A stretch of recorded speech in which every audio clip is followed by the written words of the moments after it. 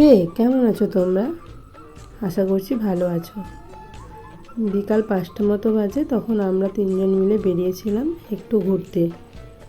এটি হলো ওদের গ্রামের শেষের দিকে, মানে মাঝে হচ্ছে এদের গ্রাম, তার সামনে অন্য একটি গ্রাম আছে, আর পেছনে আরেকটি গ্রাম।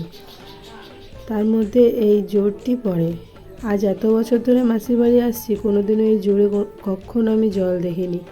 এই ফার্স্ট টাইম এই জোরটিতে আমি জল দেখলাম।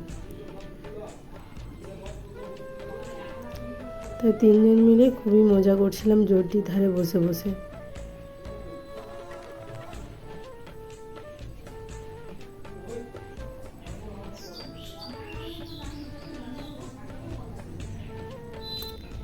এইদিকে মেন জীবিকা হচ্ছে চাষবাস, তাই একটু জলের জন্য এরা বসেছিল চাষ লাগানোর জন্য।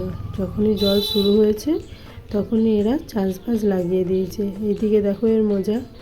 হঠাৎই দেখা হলো এই জিনিসটির সাথে। এটি কী বটে বলতে পারবে তোমরা? কেউ জানলে কমেন্টে জানিও। তারপর সন্ধ্যা হয়ে গেল, বাড়িও চলে এলাম।